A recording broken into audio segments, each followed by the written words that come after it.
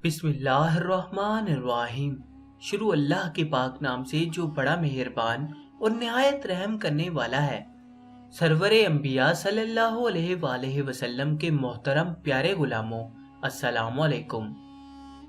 لوگ غوث اعظم کے مزار پر ہاتھ باندھ کر کھڑے ہو جاتے ہیں۔ کیا یہ طریقہ ہندوؤں کی پوجا پاٹ کہلاتا ہے؟ ہم اولیاء کرام کو زندہ مانتے ہیں، ان کے ساتھ زندوں جیسا ادب کرتے ہیں۔ اسی ادب اور بے ادبی کا ہمارا تمہارا جھگڑا ہے، ورنہ ہر تشبیہ حرام نہیں۔ صفا و مروہ کی سعی کے وقت صحابہ کرام رضی اللہ تعالیٰ عنہما نے عرض کیا کہ یہاں بت پرستوں کے ساتھ تشبیہ لازم آتی ہے۔ حضور سرور عالم صلی اللہ علیہ وآلہ وسلم نے ایسی تشبیہ کو ٹھکرا دیا۔ یاد رہے کہ وہ تشبیہ حرام ہے جو کسی قوم کا شعار ہے۔ ادب تو اسلامی شعار ہے، اسی لیے ہم ادب کریں گے۔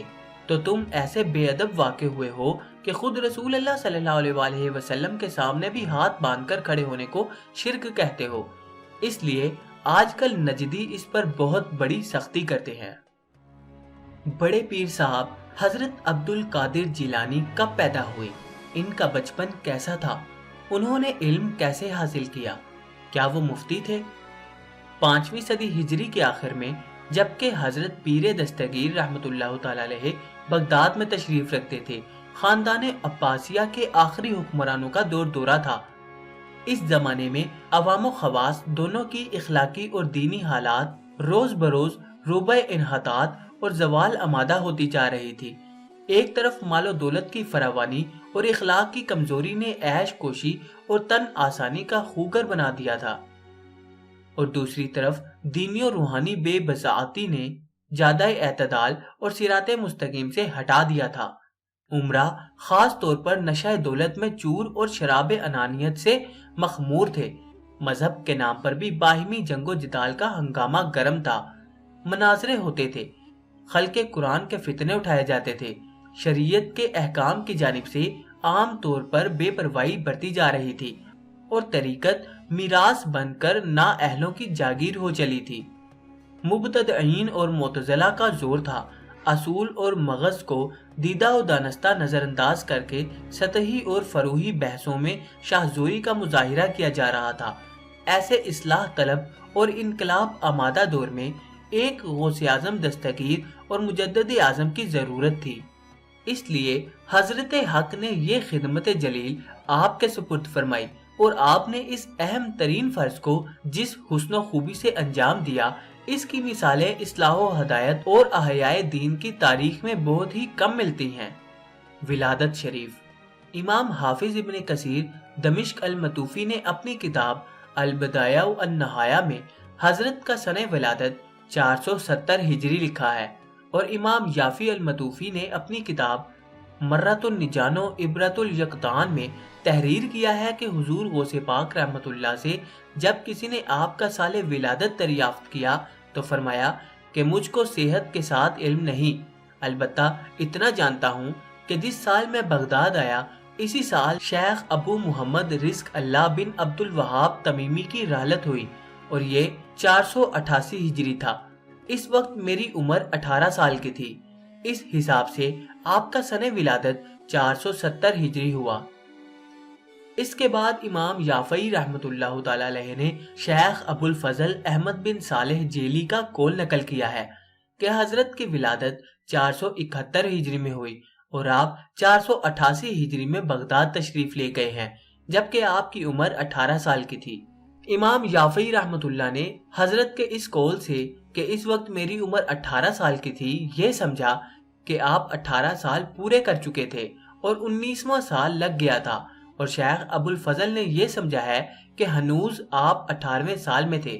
470 ہجری اور 471 ہجری میں بنائے اختلاف یہ ہے جو مذکور ہوئی، اور اسی اختلاف کی وجہ سے بعد کے مورخین میں سے کسی نے شیخ ابو الفضل احمد کے قیاس کے مطابق حضرت کی سنہ ولادت کا تعین کیا، اور اس طرح جس نے آپ کی تاریخ ولادت لفظ عشق 470 ہجری سے نکالی وہ بھی حق بجانب ہے، اور جس نے لفظ عاشق 471 ہجری کا مادہ تاریخ قرار دیا اسے بھی جھٹلایا نہیں جا سکتا۔ علامہ عبد الرحمن جامی علیہ رحمۃ اللہ نے نفحات الانس میں حضرت کے متعلق جو کچھ لکھا ہے امام یافعی رحمۃ اللہ کی کتب سے لیا ہے، اور بعد کے سوانح نگاروں کے بیانات زیادہ تر نفحات ہی سے ماخوذ ہیں، اور اسی وجہ سے اکثریت کی رائے یہی ہوگی کہ حضرت غوث سمدانی رحمۃ اللہ تعالی علیہ کا سن ولادت 470 ہجری ہے۔ بہرحال ولادت باسعادت ماہ رمضان المبارک 470 ہجری اور ایک روایت کے مطابق 471 ہجری ہے۔ آپ کے والد گرامی کا اسم مبارک ابو صالح موسیٰ بن عبداللہ تھا، اور والدہ ماجدہ کا اسم گرامی فاطمہ ام الخیر بنت عبداللہ تھا۔ حضرت غوث العظم محی الدین ابو محمد عبد القادر جیلانی رحمۃ اللہ تعالی علیہ کا پدری سلسلہ نسب حضرت سیدنا امام حسن رضی اللہ تعالیٰ عنہ تک پہنچتا ہے، اور والدہ ماجدہ جناب فاطمہ ام الخیر کی جانب سے حضرت سید الشہداء امام حسین رضی اللہ تعالیٰ عنہ تک پہنچتا ہے۔ آپ حسنیہ حسینی سید ہیں۔ آپ کی ولادت سے قبل اسلام پر بد نصیبی کے بادل منڈلا رہے تھے۔ عمرہ عیاش و بد کردار تھے، اور بغداد کی خلافت اسلامیہ بوڑھے اور بیمار شیر کی طرح اندرونی طاقت سے محروم ہو چکی تھی۔ عالم اسلام کئی فرقوں میں بٹ کر تباہی کے راستے پر گامزن تھا، اور ہر روز کئی مشائخ کرام اور علماء فرقہ باطنیہ کی سازشوں کا شکار ہو کر قتل کر دیے جاتے تھے۔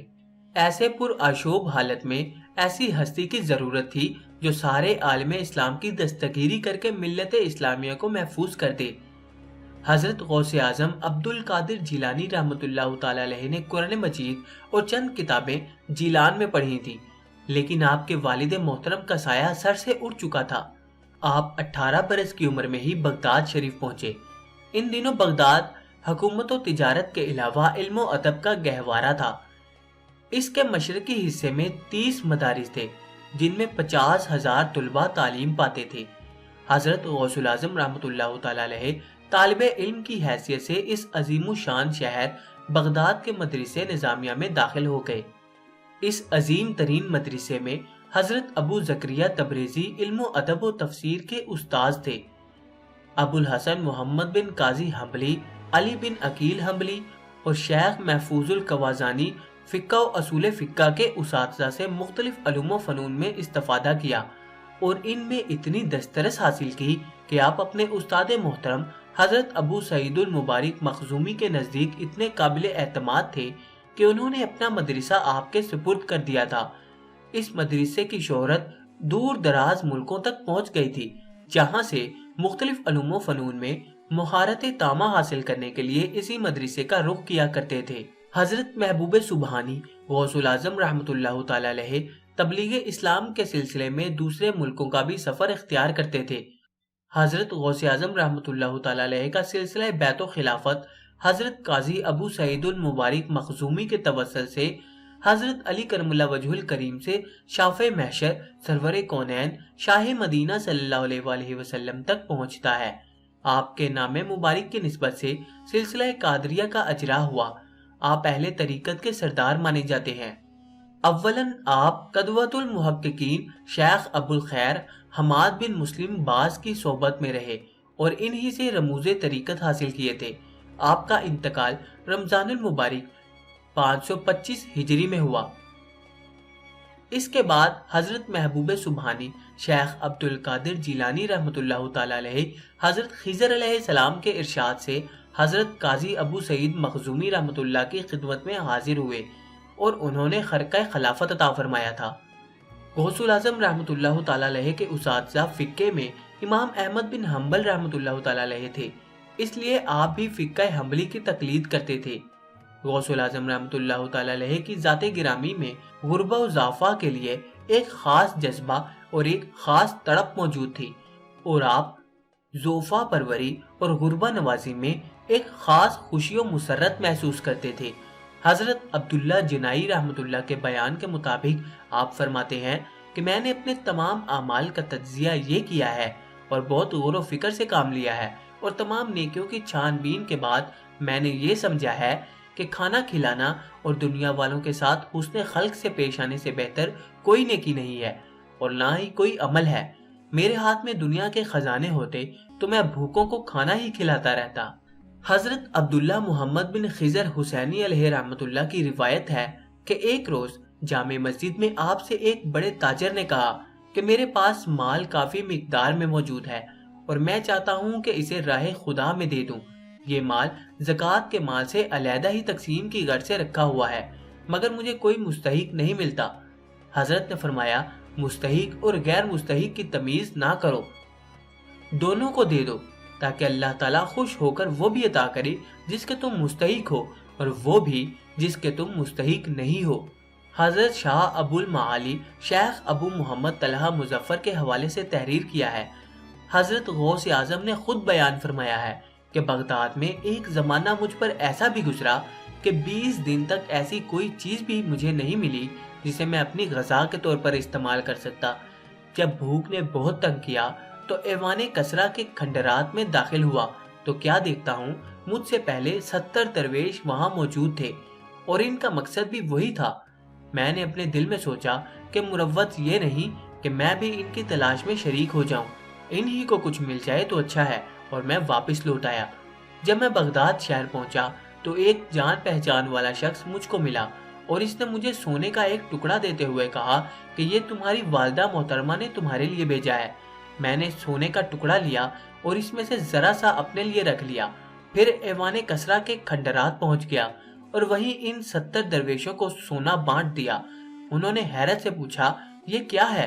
میں نے کہا، میری والدہ نے یہ میرے لیے بھیجا تھا، لیکن مجھے یہ اچھا نہ لگا کہ میں یہ تمام سونا خود کھا لوں، اس لیے میں نے آپ سب لوگوں کو سونے کی تقسیم میں شامل کر لیا ہے۔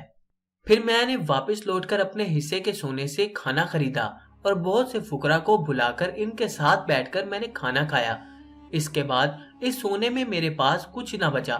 میں نے اللہ کریم کا شکر ادا کیا۔ حضرت غوث الاعظم رحمۃ اللہ تعالی علیہ نہایت منکسر المزاج، رفیق القلب، نرم طبیعت اور سادہ مزاج تھے۔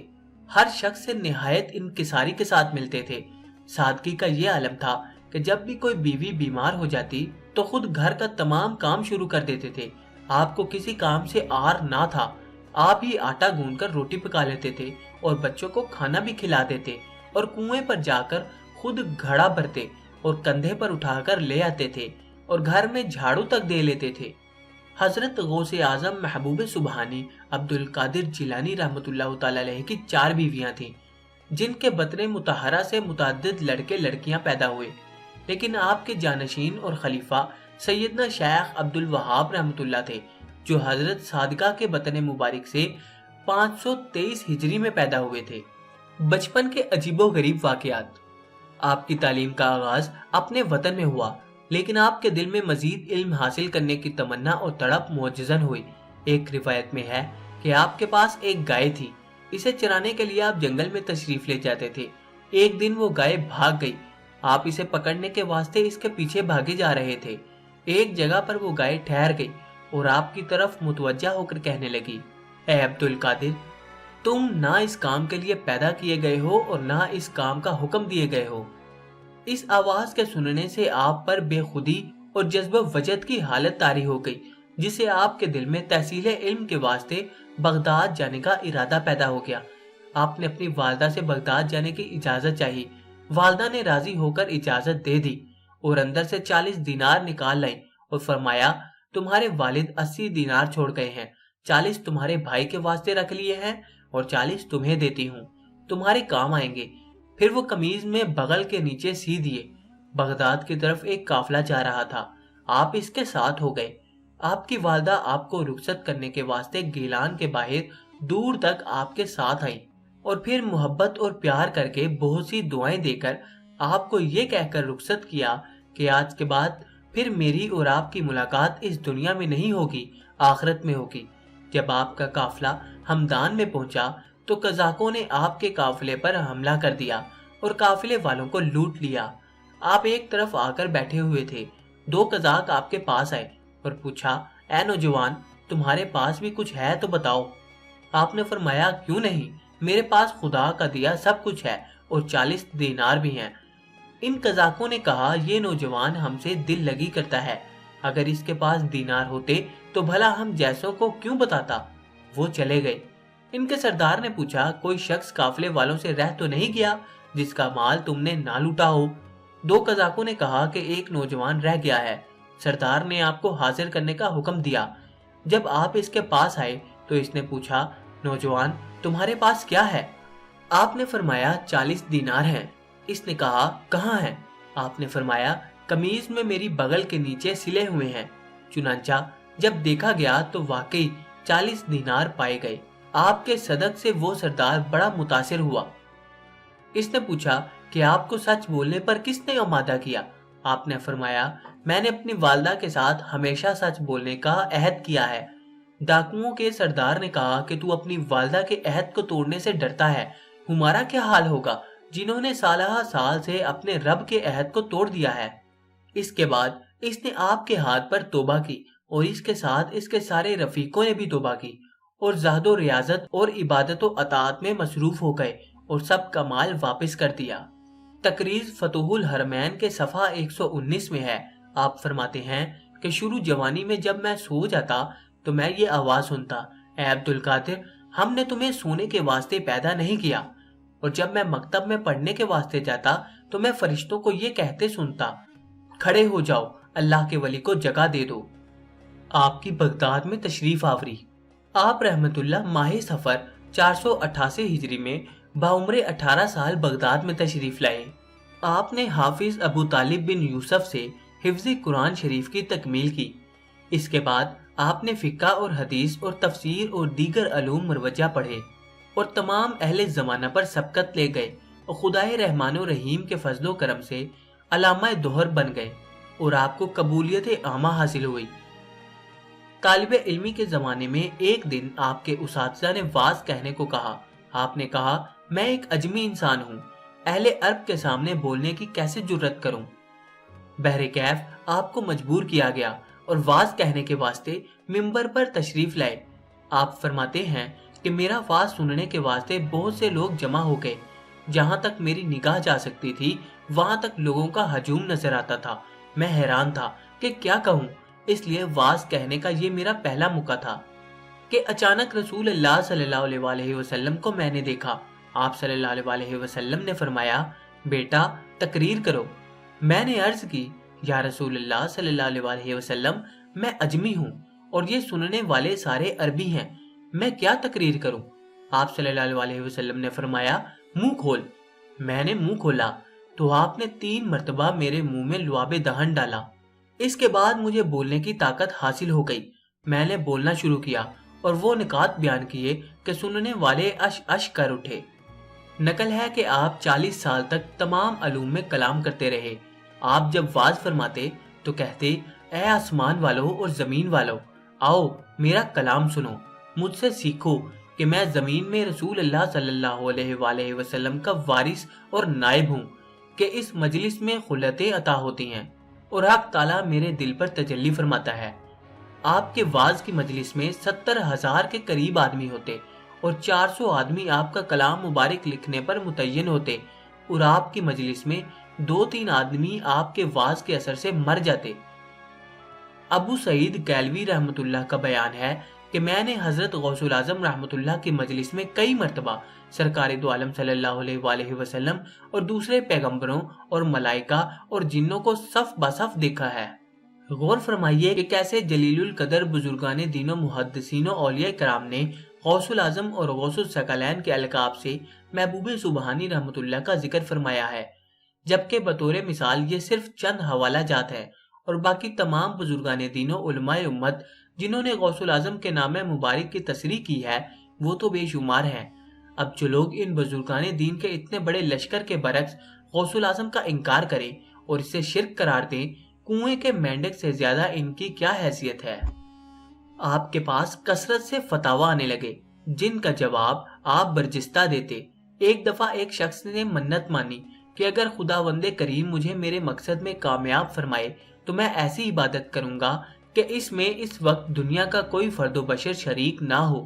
جب وہ شخص اپنے مقصد میں کامیاب ہو گیا تو علماء کرام سے استفسار کیا، سب کے سب عاجز رہے۔ پھر یہی سوال آپ کے پاس آیا، آپ نے فوراً جواب لکھا کہ خانہ کعبہ کو خالی کرو، یہ شخص اکیلا طواف کرے، تو اس کی منت پوری ہو جائے گی اور کفارہ لازم نہیں آئے گا۔ جب علماء نے سنا تو آپ کے علم و فضل کا اقرار کر لیا۔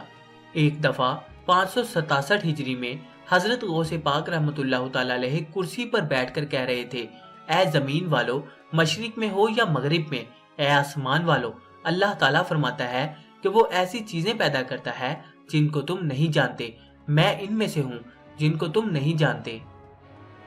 اے زمین کے مشرق اور مغرب والو، آؤ مجھ سے سیکھو۔ اے عراق والو، تمام حالات میرے نزدیک ان کپڑوں کی طرح ہیں جو میرے گھر میں لٹکے ہوئے ہیں، ان میں سے جن کو چاہو پہن لو۔ تم کو مجھ سے بچنا چاہیے، ورنہ میں تم پر ایسا لشکر لاؤں گا کہ تم اس کا سامنا نہ کر سکو گے۔ یہ بات آپ نے اپنے مخالفوں اور منکروں اور گستاخوں اور بے ادبوں کے واسطے فرمائی تھی۔ آپ نے فرمایا، اے غلام، ایک کلمہ سن، ولایات یہاں ہیں، درجات یہاں ہیں، میری مجلس میں خلتیں تقسیم ہوتی ہیں۔ کوئی نبی ایسا نہیں جس کو خدا نے مبعوث کیا ہو، اور کوئی ولی ایسا نہیں جو میری مجلس میں حاضر نہ ہوتا ہو۔ با زندہ ولی اپنے بدنوں کے ساتھ اور فوت شدہ اپنی ارواح کے ساتھ۔ اے غلام، میری بات منکر نکیر سے پوچھو، جبکہ وہ تیرے پاس قبر میں آئے تو وہ تجھے میرا حال بتائیں گے۔ آپ نے فرمایا، اس میں شک نہیں، میں بلایا جاتا ہوں تب بولتا ہوں، اور دیا جاتا ہوں تو تقسیم کرتا ہوں، اور حکم دیا جاتا ہوں تو کرتا ہوں۔ تم کو میرا جھٹلانا تمہارے دین کے لیے فوری زہر ہے اور تمہاری دنیا اور آخرت کے تباہ ہونے کا سبب ہے۔ آپ نے فرمایا، میرا یہ قدم تمام اولیاء اللہ کی گردن پر ہے۔